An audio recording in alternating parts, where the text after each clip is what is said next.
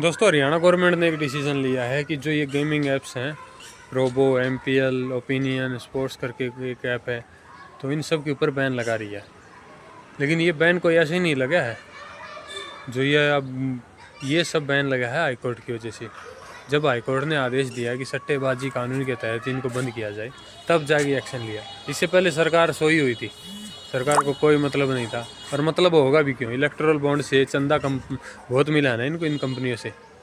आप अगर erectile bond की लिस्ट उठाओगे तो उसमें बहुत सारी ऐसी गेमिंग ऐप वाली, सट्टेबाजी वाली कंपनी आपको मिलेंगी जिन्होंने बीजेपी को चंदा दिया।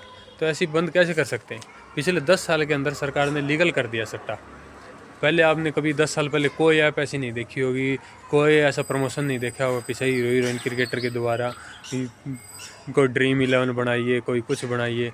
लेकिन पिछले 10 साल के अंदर लीगल कर दिया सट्टेबाजी को। तो भाई ऐसा है, सरकार तो ये एक्शन जो हाईकोर्ट के और सुप्रीम कोर्ट के आदेश के बारे में लेती है, एक्चुअल में तो बनता ही है कि सरकार को पहले रोक लगानी चाहिए थी इनके ऊपर। लेकिन सरकार नहीं करेगी। इलेक्ट्रल बॉन्ड से सरकारों को बहुत पैसा मिल रहा है, चंदा बहुत मिला बीफ कंपनियों से, पाकिस्तान की कंपनियों से, सट्टेबाज कंपनियों से, और इसके अलावा ऐसी ऐसी कंपनियों से जिन्होंने कभी किसी पार्टी को चंदा नहीं दिया था, कि कभी भी ना कांग्रेस को, ना किसी सपा को, ना किसी को नहीं दिया था आज तक उन्होंने। लेकिन बीजेपी ने उनसे भी चंदा ले लिया। उन्होंने ईडी सीबीआई के दम पे लोगों को मेंटली और सोशली इतना टॉर्चर कर देते हैं कि आखिर में वो थक हार के उनको क्या तो पैसा देना ही पड़ता है। हाँ, रिजल्ट आप देख सकते हो ईडी सीबीआई का क्या रहता है। अगर 10 केस उन्होंने किए हैं तो 10 में से रेयर ही कोई 1-2 ही केस हैं जो जिनका रिजल्ट निकला है या जो सच्चे थे। बट 99% उनके फर्जी केस पाने लग रहे हैं। वो आप चाहे कांग्रेस का ही देख लो, कांग्रेस के घोटालों की बात करते हैं। कॉमनवेल्थ में फ्री हो गए, 2G में हो गए, कोल घोटाला था उसमें हो गए। तो भाई घोटाला कहाँ हुआ फिर?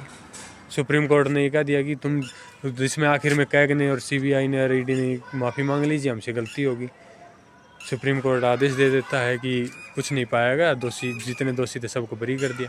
तो जो अन्ना हजारे ने, मतलब पता नहीं, मैं सोच के कई बार ऐसा हो जाता हूँ कि यार कितनी झूठी कहानियाँ गढ़ी गई। मतलब एक पार्टी को बदनाम करने के लिए, एक व्यक्ति को बदनाम करने के लिए इतना झूठ, इतना अफवाह, मतलब निर्लजता जिस लेवल तक गिर सकती थी ना।